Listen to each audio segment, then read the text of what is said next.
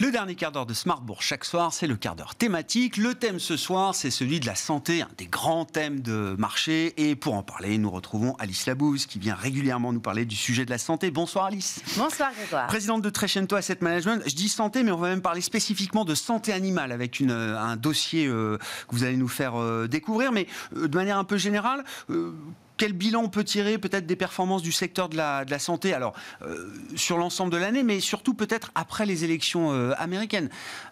Élections américaines, demi-mandat ou présidentielle traditionnelle, c'est toujours un moment important pour le secteur de la santé parce que le sujet de la santé est un sujet politique permanent aux États-Unis. Le prix de la santé, c'est un sujet de politique permanent aux États-Unis. Je vois que vous connaissez je vous écoute très bien le sujet. Je vous félicite Grégoire, c'est exactement ça. En fait, la santé en bourse est beaucoup rythmée par les élections aux États-Unis. Et on sait souvent que quand les républicains gagnent, c'est très bon pour le marché de la santé boursier aux États-Unis. Puis quand ils perdent, c'est-à-dire quand les démocrates gagnent, c'est un peu moins bon parce que souvent, ils disent qu'ils veulent encadrer les prix des médicaments. Bon, en réalité, c'est déjà très encadré aux États-Unis, contrairement à ce qu'on peut croire, mais quand même, ça donne le pouls un peu pour les investisseurs. Et statistiquement, après les élections de mi-mandat, à chaque fois, vous avez plutôt de beaux mois de perspectives, 2 années de belles perspectives pour le marché de la santé. Donc ça, c'est la bonne nouvelle. Ensuite, comment la santé s'est comportée depuis le début de l'année? C'est simple, 0. C'est-à-dire que ça n'a, ce qui n'est pas plus mal. C'est pas mal. C'est-à-dire qu'on doit être à 1%. On voit du rouge partout, ouais. À peu près 1% si on ramène en euros. Alors, il y a toujours l'effet devise qui est quand même très important. On sait qu'il y a eu des grosses variations cette année entre l'euro et le dollar. Mais si on ramène en euros, c'est à peu près 1% depuis le début de l'année, avec évidemment des disparités très fortes. Vous avez le matériel médical, donc les implants, les prothèses, les outils de traitement et de diagnostic qui a fortement souffert parce que c'est assimilé à de la technologie d'une part, où on ne peut pas dire que ça ait franchement monté en bourse. Et en plus, ils sont acheteurs de semi-conducteurs où il y a eu des pénuries.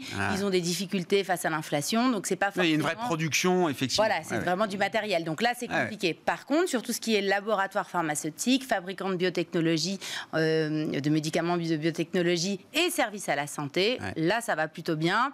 Un petit sujet inflation quand même sur les hôpitaux, les cliniques, qui ont un peu du mal parce qu'évidemment, le personnel demande des hausses de prix importantes.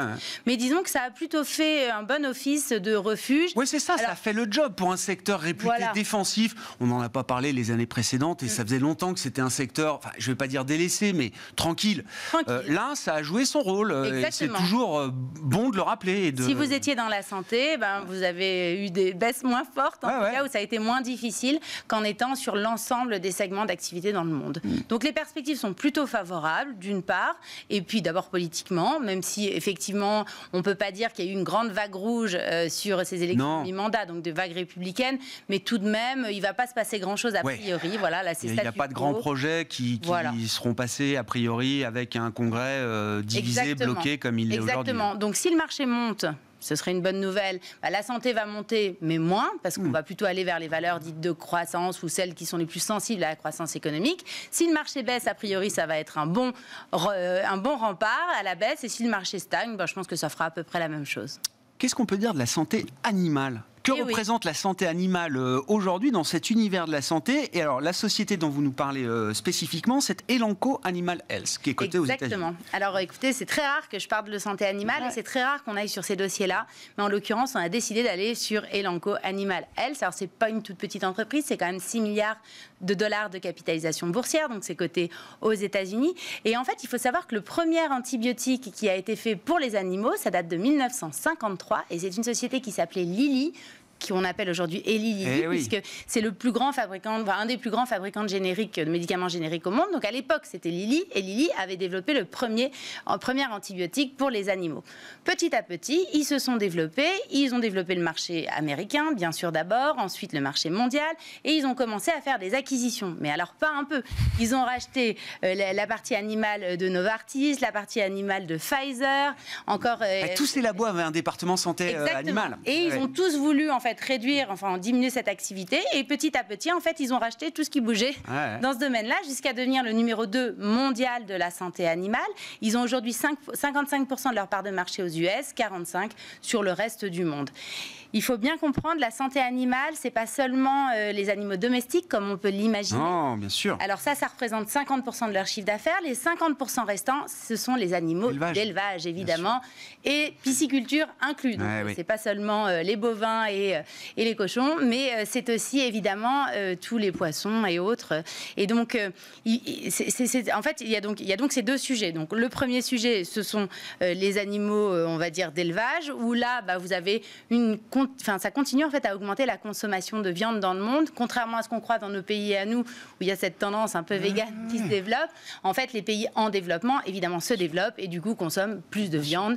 Et donc, il faut de la sécurité alimentaire, puisque c'est une des grandes thématiques aussi sur lesquelles ils travaillent. Donc, ils font des médicaments qui préviennent les maladies pour tous ces animaux d'élevage.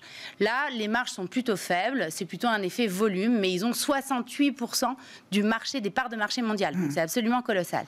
Et après, nous avons les animaux de compagnie. Alors, petit quiz, est-ce que vous savez combien de foyers américains ont un animal de compagnie? Je ne sais pas, mais je sais que les Américains sont prêts à dépenser beaucoup d'argent pour leurs animaux de compagnie. Moi-même, je n'en retenais pas. Presque 70% des foyers américains ont un animal de compagnie. Et ils font de plus en plus attention à la santé de leurs petits animaux. Parce que maintenant, c'est la tendance. Et en plus, vous avez des espèces de mutuelles qui se sont développées, en tout cas des assurances. Vous pouvez cotiser si jamais votre chien, votre chat a un petit souci cardiovasculaire ou autre. Et donc, ça crée du financement supplémentaire pour cette industrie. Là, c'est plutôt une industrie de marge, pas de volume. Les parts de marché sont autour de 30 et quelques pourcents, donc pour cette société Elanco. Et donc, c'est assez intéressant de voir qu'en fait, si on veut investir sur cette thématique, cette société-là, elle est bien positionnée, elle est numéro 2. Elle a été spin-offée, parce que pour la petite histoire, il y a Eli, qui est devenu Eli Lilly, et puis en 2018, ils ont coté en bourse toute leur partie animale. Et donc, c'est devenu Elanco, parce que Elanco, c'est la contraction de Eli Lilly Corporation. D'accord. Donc, c'est l'émanation, effectivement, du groupe Eli Lilly dédié, département et là, dédié, côté un pure player, coté en bourse aux US. Et donc, c'est assez intéressant si on a envie de jouer cette thématique, et surtout, la valorisation est top. Enfin, alors oui. D'abord, ça a beaucoup baissé, il faut quand même être honnête. Depuis le début de l'année, ça a perdu, je crois, 55 ou 60%. Donc, c'est absolument colossal. Mais du coup, c'est un point d'entrée qui est pas mal. On est à 11 fois, on paye 11 fois le résultat net. Historiquement, on est autour de 25 sur les 5 dernières années. Donc, ça veut dire qu'a priori, si on a un peu de temps, à ce prix-là, on se retrouvera largement bénéficiaire en ayant investi dans cette structure.